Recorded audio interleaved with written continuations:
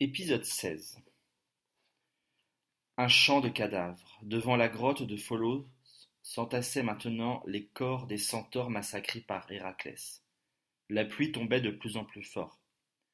Les derniers centaures, pris de panique, s'enfuirent dans le bois. Héraclès, déchaîné, partit à leur poursuite. Pholos sortit le premier de sa cachette. Des larmes mélangées aux gouttes de pluie ruisselaient sur ses joues. Il s'approcha des corps des centaures, ses amis, et s'agenouilla, bouleversé. Oh, quel carnage! Quel carnage! Sur son visage se mêlaient la douleur et l'incompréhension. Comment était-ce possible? Tant de morts pour un prétexte aussi futile? Comment une envie de vin pouvait-elle conduire à une telle boucherie? Le sinistre massacre s'était déroulé si rapidement. Comment des centaures aussi vigoureux avaient-ils pu mourir si vite d'une simple blessure? Toutes ces questions s'entrechoquaient dans la tête de Pholos. Il arracha délicatement une flèche de l'un des corps. Non! Hurla Iolaos, qui bondit hors de sa cachette. Ne touche pas cette flèche! Trop tard. À cet instant, la flèche échappa des mains de Pholos et se planta dans son pied. Le centaure poussa un cri et s'écroula. Il était mort. Le sang de l'hydre de Lerne, murmura Thésée.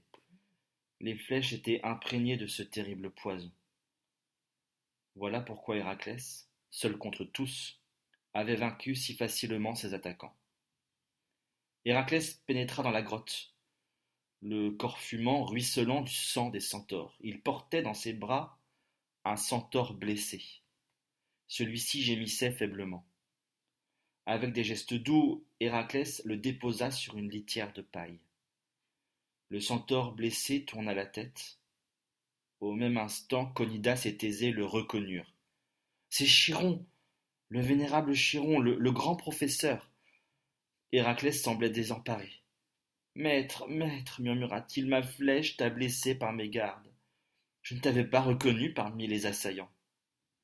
Le souffle de Chiron était haletant. Il souffrait manifestement beaucoup. Que puis-je faire pour te soulager? Lui demanda Héraclès, éperdu. Dans un râle, le vieux Chiron répondit. La mort. Apporte-moi la mort, mais hélas, je suis immortel. Si seulement je pouvais mourir. La mort plutôt que cette épouvantable douleur qui me ronge le corps. Thésée aperçut des larmes couler sur le visage de Conidas. Lui-même était terriblement ému par cette souffrance à laquelle il ne pouvait mettre fin. Une ombre gigantesque obscurcit alors l'entrée de la grotte. Un homme de haute taille, portant des cheveux longs jusqu'au milieu du dos, s'avançait sur le seuil. Ses sourcils noirs, très épais, encadraient des yeux perçants d'une incroyable vivacité. Il n'accorda pas un regard à Héraclès. Il posa un genou à terre auprès de Chiron et lui dit « Je suis venu te délivrer, vénéré Chiron. » Le vieux centaure blessé ouvrit les paupières et esquissa un faible sourire. « Prométhée, toi, ici ?» Prométhée caressa la tête du centaure avec tendresse. « J'ai vu ta blessure, ta douleur infinie. J'ai obtenu de Zeus que nous fassions un échange. Tu me donnes ton immortalité, et je te donne ma condition d'homme mortel. Ainsi, tu seras en paix. » Thésée tremblait de la tête aux pieds. Il avait toujours rêvé de rencontrer Prométhée, celui qui avait donné naissance au premier homme sur cette terre. Et voilà que le Titan se trouvait à quelques mètres de lui. Prométhée se pencha doucement sur Chiron et déposa un baiser sur ses lèvres. Le vieux centaure eut un sourire paisible et mourut. Prométhée se redressa. Il était devenu immortel. Il s'essuya les yeux et, toujours sans un regard pour Héraclès, quitta la grotte. Thésée ne put s'empêcher de l'admirer. Tant de force et de sagesse se dégageaient de lui. À cet instant, Héraclès découvrit le corps de son ami Pholos. Il adressa à Iolaos un regard interrogatif. Lui aussi, c'est une de tes flèches qui l'a tué. Oui, ta propre flèche! cria Iolaos. Puis il tourna les talons et quitta la grotte en courant. Héraclès s'effondra en pleurs. Il prit Pholos dans ses bras, le serra contre lui en gémissant. Mais qu'est-ce que j'ai encore fait? Quel monstre suis-je donc? Un silence lugubre s'abattit sur le mont Érymanthe. Une odeur étrange planait, une odeur qui soulevait le cœur de Thésée. À la poussière soulevée par les combats se mêlait l'odeur du sang répandu et celle du vin. Quelques jours plus tard, on célébra les funérailles des centaures.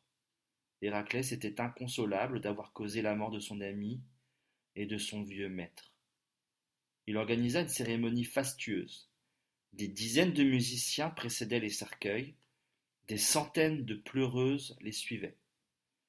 La procession attira une foule nombreuse et recueillie. L'hommage à Pholos et Chiron dura 10 jours et 10 nuits. Thésée et Conidas se glissèrent parmi l'assistance. Conidas était empli de chagrin et de colère. Thésée, lui, cherchait désespérément à comprendre ce qui s'était passé sous ses yeux. Il finit par interroger son maître. Conidas, explique-moi, je ne comprends plus rien. Qui est vraiment mon cousin Héraclès? Un héros ou une brute? Conidas posa un regard brûlant sur son jeune élève et répondit. Tu as raison, Thésée, de vouloir comprendre l'incompréhensible, de vouloir expliquer l'inexplicable. Il est temps que tu saches. Mais je te préviens, après avoir entendu ce que je vais te dévoiler, tu ne pourras plus jamais regarder Héraclès de la même manière.